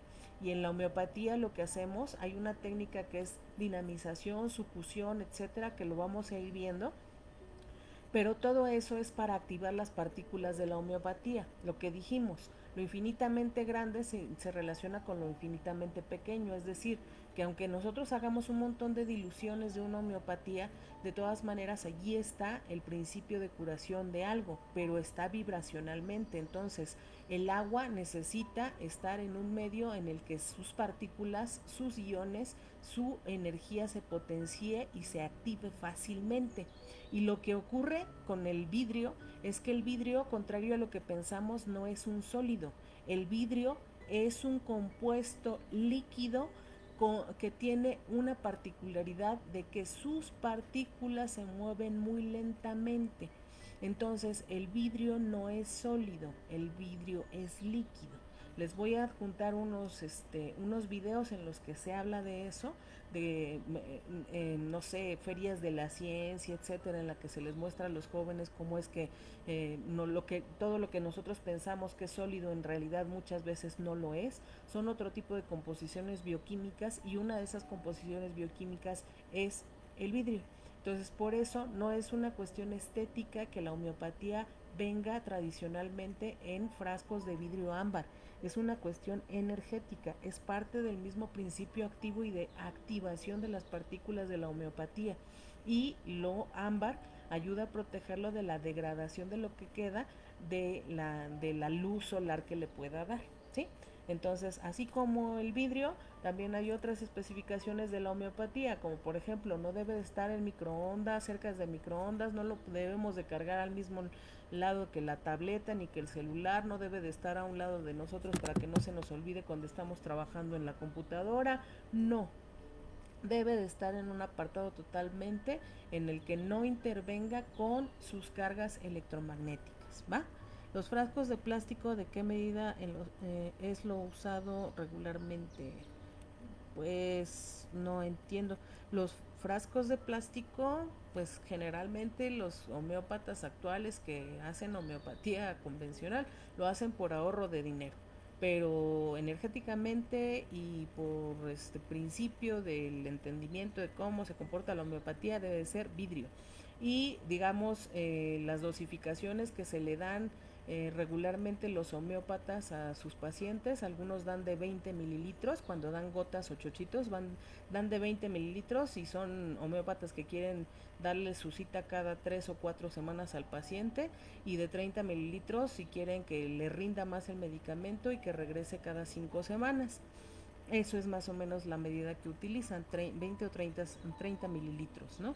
De las botellas para la tintura y todo eso sí puede ser botella verde, botella azul, botella ámbar o una que es un poquito más bajita como color miel, ¿no? Miel verdoso, sí puede ser de esas. Entonces, el frasco de vidrio siempre, siempre en homeopatía, tanto para hacer tus diluciones, tus tinturas y lo que le das al paciente, sea en chocho o sea en gota. Siempre vidrio, siempre, siempre, siempre vidrio, ¿no? Nunca de plástico. Plástico lo utilizamos cuando no nos queda de otra, cuando no da la economía, cuando al lugar en donde tienes que trasladar el medicamento homeopático, pues es más riesgoso que se te rompa, ¿no? Estamos hablando de jornadas de salud comunitaria por allá por la sierra, ¿no? Pero si no tenemos esas condiciones tan adversas, siempre debemos de priorizar que sea el vidrio, ¿no? Eh, los frascos que ya se utilizan se pueden hervir. Se pueden hervir y se pueden sanitizar y todo eso y se pueden volver a utilizar. No hay ningún problema. Esa es la diferencia de cuando se utiliza plástico. En el plástico no se puede reutilizar porque si hay una impregnación del medicamento anterior. ¿Va? Bueno, y entonces vamos. Vamos a hablar de el Aconitum napellus, ¿sí? Voy a pegarles aquí una gráfica en el WhatsApp que es el Aconitum napellus. Les voy a pegar las primeras 4 que son de las que vamos a hablar ahorita porque ya nos dieron hora y media.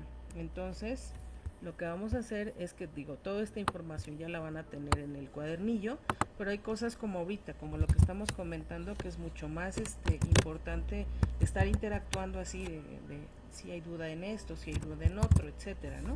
Entonces vamos a mandarles Aconitum napellus, Anacardium orientale, Argentum nitricum, no, perdón si me tardo un poco. Argentum nitricum,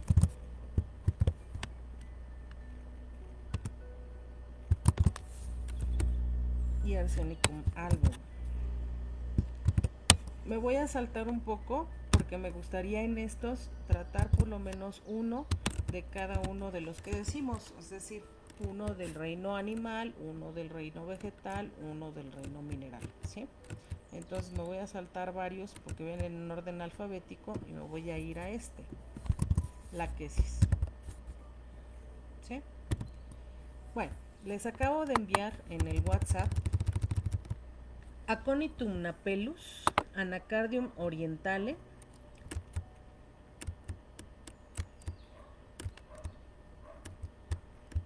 Argentum nitricum, Arsenicum album y la quesis, ¿sí? Entonces vamos a hablar de estos. Ay, la quesis no tiene descripción, fíjese. Bueno. Tenemos primero el Aconitum napellus. Como vemos aquí, el Aconitum napellus lo vamos a trabajar. Estamos hablando, es nuestra primer clase y estamos hablando de toda la parte emocional de la homeopatía. Vamos a utilizar dosis del 30 centesimal Hahnemanniana hacia arriba, ¿sí? Y entonces tenemos el Aconitum napellus, es un tipo de campánula azul que sí podemos encontrar, si ustedes lo han visto por ejemplo en algunas plantas de ornato en Xochimilco o en algún otro lugar, sí existe por acá esta planta. Se puede hacer de la misma forma que de lo que dijimos, es decir, la característica es que, por ejemplo, ustedes conocen ese tipo de campánulas, ¿no? Es como, por ejemplo, el ololiuqui. El ololiuqui, ustedes agarran una florecita y entonces lo que ocurre es que ya llevas media cuadra y por el calor de tu mano ya se hizo nada. Entonces necesitas muchas plantas para poder concentrar o alcanzar las 3 partes de un frasco para tu tintura madre, ¿no? Mira, dice las botellas de vino tinto. Sí, las botellas de vino tinto se pueden utilizar. Norma dice, en caso de los que vamos a estudiar en la grabación, ¿dónde dejamos las dudas que pudieran surgir aquí en transmisión al grupo de WhatsApp? No, yo creo que en el WhatsApp directo, conmigo, porque si lo dejamos en el grupo de WhatsApp, de repente se pierde mucho la información, pero también, por ejemplo, los que consultan la emisión aquí en el Facebook, podrían dejar aquí muy bien todos sus comentarios, todas sus dudas, y eso ayudaría mucho, ¿no? Porque luego en el WhatsApp, como es el medio en el que decimos, ya está tal material, ya está no sé qué, de repente se pierden mucho. Qué bien que nos preguntas, Norma. Y bueno, regresamos a la Aconitum napellus, ¿no? Es una flor que, si ustedes lo pueden ver en su celular, pues obviamente es de un capelo muy suavecito. Se necesita una gran cantidad para juntar las 2/3 partes para hacer nuestra tintura, pero es el mismo proceso: 2/3 partes del fruto por el resto del alcohol, se tapa, se sella, se etiqueta y se guarda. ¿Sí? Lo preferente es enterrarlo, ya sea en el patio si tenemos, o en alguna cubeta, o en alguna maceta, o en algún lugar, para dejarlo reposar preferentemente 2 ciclos lunares y medio.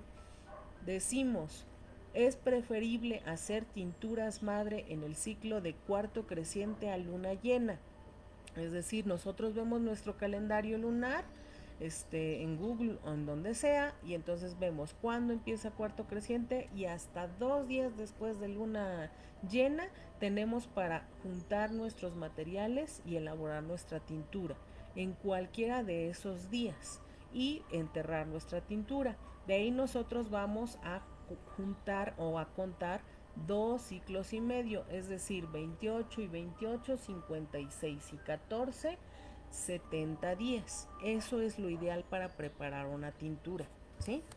Este Aconitum napellus nos va a servir una vez dosificado en dosis homeopatizadas, que es lo que vamos a ver la siguiente, cómo lo vamos a hacer en práctica. Nos sirve para personas que tienen trastornos de claustrofobia, fobias graves, muy graves, provocadas por alguna conmoción o temor, sintomatología intensa y repentina, ataques de pánico que pueden ser aparatosos, sobre todo desencadenados por experiencias similares a las del shock inicial, y palpitaciones. Eso es lo que nos va a guiar para poder enviar a alguien a Aconitum napellus.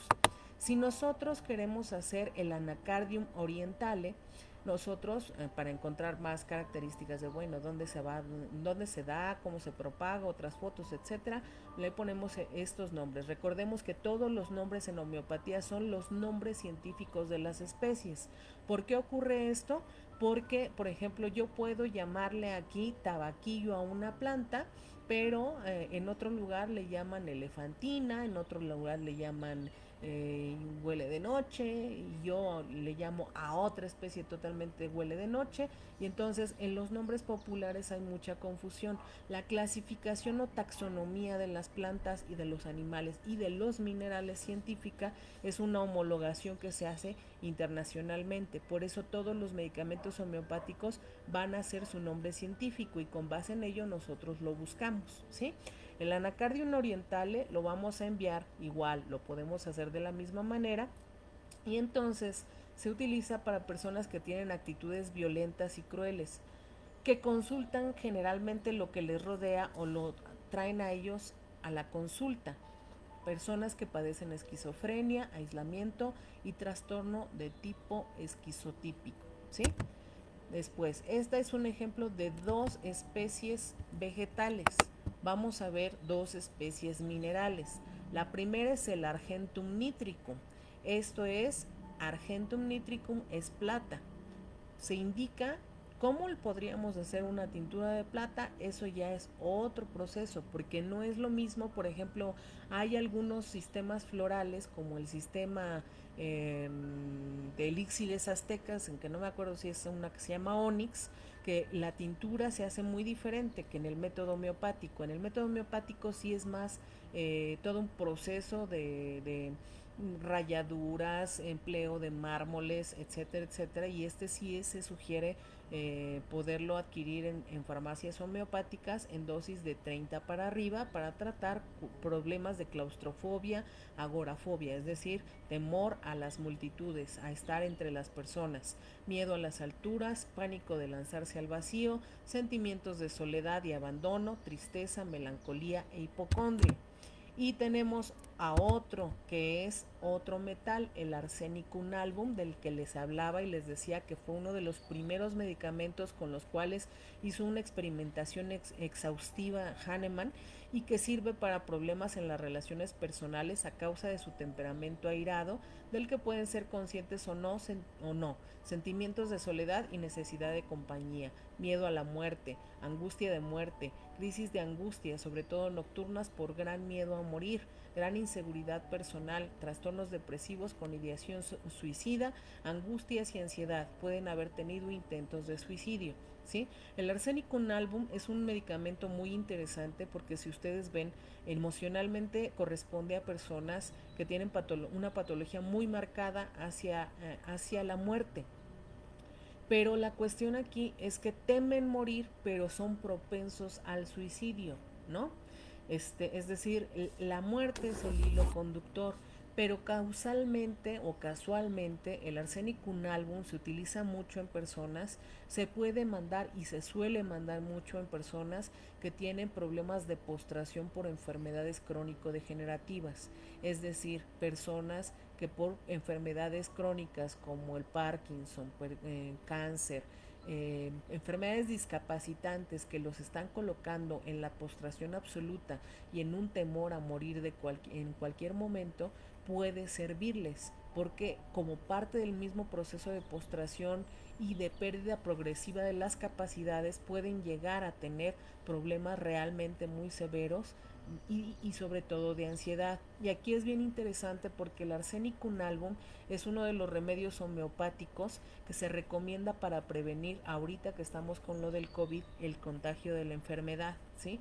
Eleva nuestro sistema inmunológico, ayuda a que cambiemos el estado de ánimo, ayuda a proteger y a protegernos del contagio del arsénico album.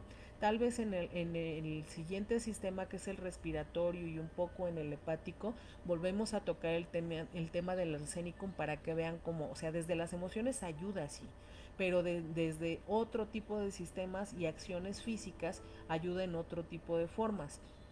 Y otra de las cosas bien importante es que cuando nosotros hemos tenido ya cada vez más contacto con personas que afortunadamente han librado el contagio del COVID y en este momento están convalecientes.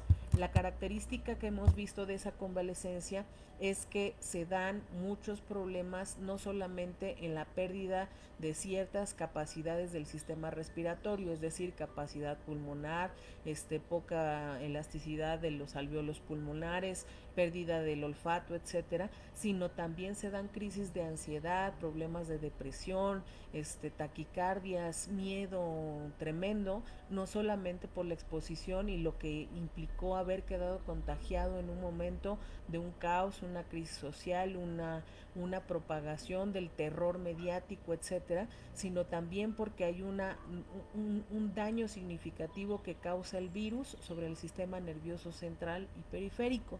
Entonces, el arsénico album también puede ser utilizado antes, durante y después de haber contraído COVID. Antes para no contraerlo, durante para mitigar ciertos impactos de la misma enfermedad viral y después para combatir este tipo de problemas emocionales, ¿no? Ese es el arsénico album. Y después tenemos el que metimos por default, que fue el de la quesis, para poder hablar de un ejemplo de cómo la homeopatía incorpora también este tipo de medicamentos derivados de origen animal. ¿Qué es qué es la laquesis? La laquesis es una serpiente altamente venenosa de la cual se extrae el veneno y entonces a través de las super diluciones homeopáticas deja de ser, deja de ser peligroso. deja de ser tóxico y entonces lo que se ocupa de esa laquesis, ahí sí, en laquesis simplemente se utilizan dosis de la 200 centesimal hacia arriba. ¿Por qué? Pues porque es un veneno. Entonces solamente para garantizar que no va a haber ningún problema tóxico, se utiliza de la 200 centesimal hacia arriba.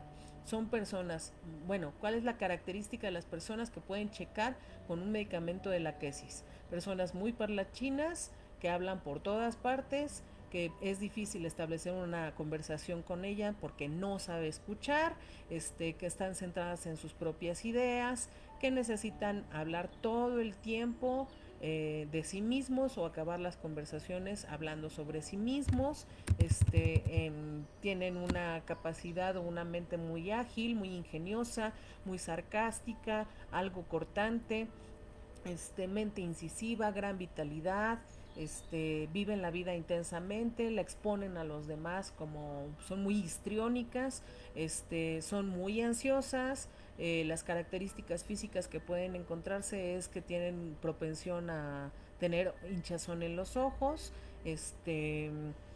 tartamudear, tener habla entrecortada, precisamente por su mismo dinamismo de la cabeza y su misma compulsión de hablar, hablar, hablar, estar participando, estar diciendo sus puntos de vista, etcétera. Personas que regularmente padecen de migrañas repentinas con palpitaciones foliadas de calor en el cuerpo, no, generalmente no soportan la ropa apretada o ceñida al cuello, personas que suelen ser dejarse llevar por la manía de meter líos entre las demás personas, encontrar, ser muy hábiles a hablar, sacar información sin que la persona se dé cuenta y de repente liar entre varias personas, suelen ser paranoicas. En los niños, pues se expresa mucho cuando un niño es demasiado colérico y tiene demasiados celos hacia sus hermanos, inclusive en los recién nacidos, pero que no lo pueden controlar. Este, Casualmente son personas que tienen mucha manía y miedo a las serpientes, y se utiliza o se puede mandar, o sea, aparte de todo este cuadro clínico, psíquico y emocional, se puede mandar específicamente cuando hay celotipia, o sea, personas que de verdad están muy enfermas de celos, que son celos irracionales, que sueñan y deliran con cosas que no existen, dejándose llevar por los celos. Cuando hay personas que tienen problemas con la autoridad, no puedes regular su conducta, cuando hay palpitaciones constantes en el cuerpo, recelos o paranoias y problemas de ansiedad muy, muy, muy extrema. Vamos a dejarlo hasta aquí. Van a encontrar en el cuadernillo todas las relaciones y las descripciones de estos medicamentos. Por favor, sí me gustaría que pudieran sacar todos sus apuntes y todas las dudas que tengan. Yo sé que van a resultar bastantes y ir dándole seguimiento durante la semana, ¿no? Como les comentaba, yo me quedé sin aparato electrónico como una semana. Eso me atrasó muchísimo porque no es nada más esto, sino muchas personas que están consultando y todo esto, personas que están infectadas, personas que ya se recuperaron, personas que son hipertensos, personas que no pueden ir a los hospitales, bla, bla, bla. Entonces se me junta mucho el trabajo. Yo me comprometo a que todo lo de la plataforma, tal, la bibliografía, etcétera, mañana la tienen aproximadamente al mediodía o 1 de la tarde. Y mientras, por favor, saquen todos sus apuntes que puedan de aquí. Este. mmm, Dice Marta Rodríguez, eso es frecuente en la menopausia, los ataques de ansiedad o taquicardia. No siempre, Marta, fíjate que eso va a depender mucho de, bueno, varios factores, ¿no? Uno de ellos es pues obviamente cómo haya vivido su vida sexual, reproductiva, cómo esté trabajando su sistema endocrino. Puede haber muchísimas alternativas que se le pueden dar desde homeopatía hasta nutrición, yoga, etcétera, ¿no? Pero no a todas las personas o todas las personas con menopausia sueles darles la misma característica. Hay algunas que nada más les da sueño, ¿no? Que son las menos, pero sí puede, tiene que personalizarse, que es una de las características de la homeopatía, es una medicina muy, muy individualizada, ¿no? ¿Cuánto podemos bajar? Ah, mañana al mediodía, Alicia. Mañana al mediodía pueden ya bajar todo. Consultar la bibliografía, el video de la clase, todo, todo, todo. Mañana más tardar a la 1. Muchas gracias, igual, Norma, y a todos. Bendiciones a todos, muchas gracias, gracias por su paciencia. Si hay cosas que faltan, después de la 1 de mañana, ustedes me dan de cocos, pero no, ya mañana a la 1 queda todo regularizado, inclusive la edición de la clase de ahora, que va a ir empalmado el audio con el cuadernillo para que vayan viendo lo más interactivo, y se sube todo al aula en el link y todo de la primer clase. Les mando un gran abrazo, muchas, muchas gracias y besotes. ¡Mua!